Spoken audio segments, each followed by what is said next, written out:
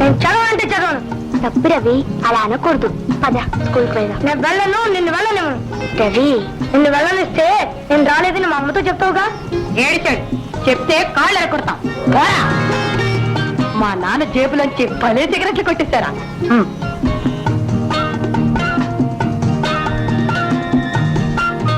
ఈవేళ ఒక మంచి పని చేద్దాంరా. ఏమిట్రా? కొత్త డిషన్ సినిమా వచ్చింది, పోదామా? సినిమా 10:30 కదరా.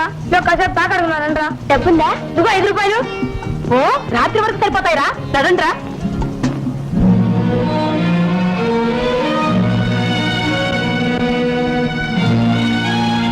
రూపాయలు చిల్లర ఉందా? లేదు. ఉండు, లోపలికి వెళ్ళి పంపిస్తాను.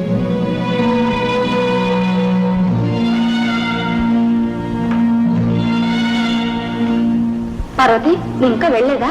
మీకోసమే చూస్తున్నానమ్మా. అబ్బాయి ఇంకా రాలేదుగా? లేదమ్మా, వాడికి ఇది మామూలేలే. నువ్వు వెళ్ళరానమ్మా. ఉండు పార్వతి, చిల్లర డబ్బులు ఇస్తాను. బయట రిక్షా అబ్బాయి ఉన్నాడు, ఇచ్చి వెళ్ళు గాని.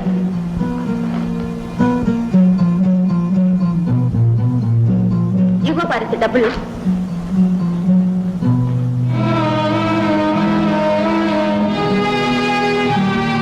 ఇదిగో రిక్షా అబ్బాయి.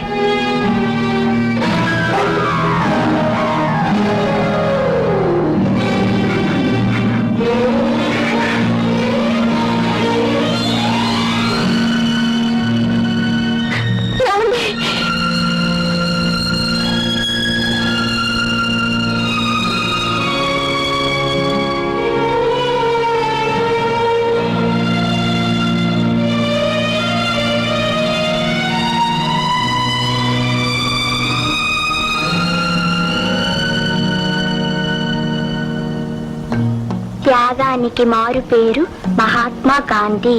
ఆయన త్యాగ దీక్ష వలనే మన దేశానికి స్వతంత్రం వచ్చింది. అమ్మా, నీకోసం ఎంతసేపు నుంచి కాచుకోనని తెలుసా? ఏం బాబు, ఇవాళ నాకు లెక్కల్లో ఎన్ని మార్కులు వచ్చాయో చూడమ్మా.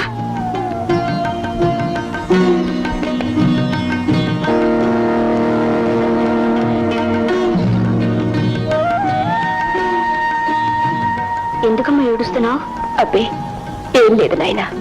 నువ్వు ప్రతిసారి మంచి మార్కులు తెచ్చుకోవాలి.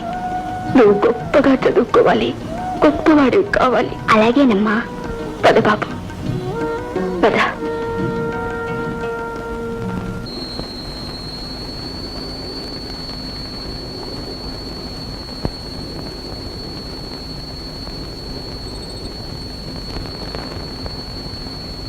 గోపి, సీతమ్మ గారింటికి వెళ్ళి మజ్జిగ పెంచురా.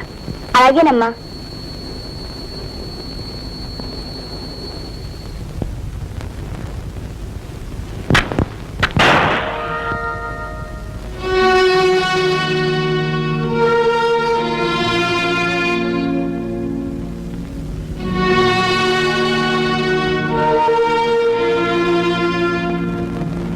దీపమైనా వెలిగించుకోకుండా చీకట్లో కూర్చున్నారే.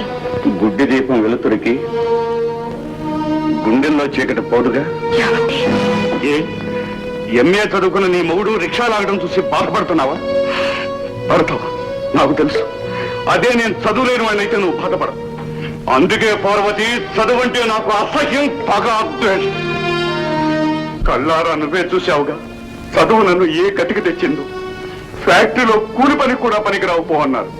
ఎందుకని? నేను చదివాను, పెద్ద చదువు చదివాను. కూలి పని కూడా పోయిందని తెలిస్తే నువ్వు ఎక్కడ బాధపడతావోనని కన్నీళ్ళని నా కడుపులోనే దాచుకున్నానే. కట్టుకున్న దానికి పరమాన్నం పెట్టలేకపోయినా పస్తులు పెట్టలేక కండలరిగేలా రిక్షా లాగుతూ కుటుంబాన్ని గుట్టుగా పోషించుకుంటున్నాను. అటువంటప్పుడు నాకు తెలియకుండా పరాయి వాళ్ళిట్లో పాచి పని చేయాల్సిన అవసరం నీకు ఏమొచ్చింది? నేను చేతకాని వాడిని లోకానికి చాటాలనే మనసుంది కనుక నేను కుమిలి కుళ్ళిపోవాలనా? ఊళ్ళో నేను తలెత్తు తిరగాలనా లేక ఉరిపోసుకు చావాలనా?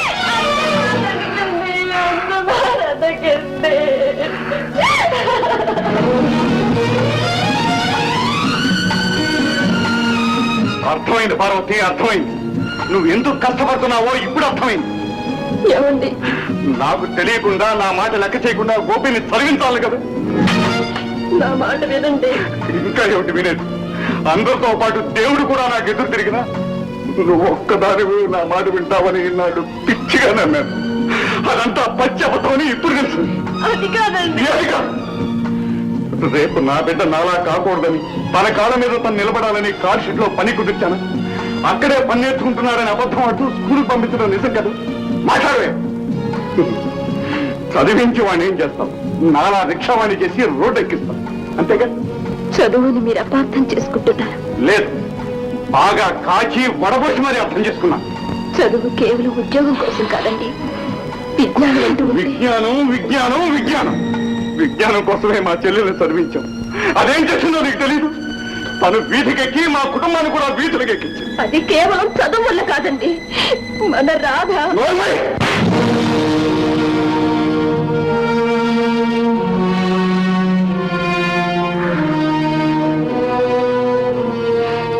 ఆశలనేవి అందరికీ ఉంటాయి పార్వతి. అవి తీరే అదృష్టం కొందరికే ఉంటుంది. పార్వతి, ఎన్నడూ లేనిది ఈ రోజున చేయి చేసుకున్నారని కోపం వచ్చిందా? కడుపు నిండా తిండి పెట్టలేని మొగుడికి కొట్టే అధికారం ఎలా వచ్చిందని ఆలోచిస్తున్నావా? తప్పే పార్వతి, నా తప్పే. ఆవేశంలో నేను మనిషినన్న సంగతే మర్చిపోయాను. అయిందితో అయింది. అన్నం పెట్టి పార్వతి, తిందాం. పోన్లే పార్వతి, మాట్లాడుతులే. ఇన్నాళ్ళు నువ్వే నాకు వడ్డించావు, ఇవాళ నేనే వడ్డించి తినిపిస్తాను.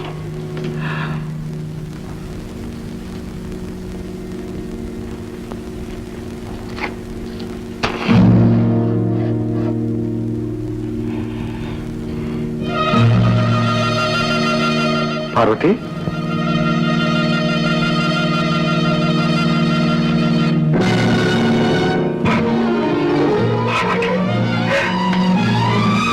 పార్వతి, పార్వతి, పార్వతి, పార్వతి.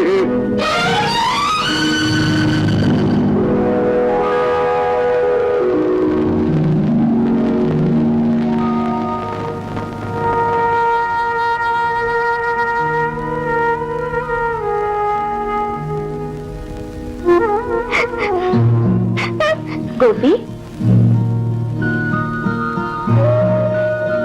అమ్మా, నేనే గోపి. నేనెక్కడున్నా ఎప్పుడూ నీతో పాటే ఉంటాను. చదువుకో బాబు.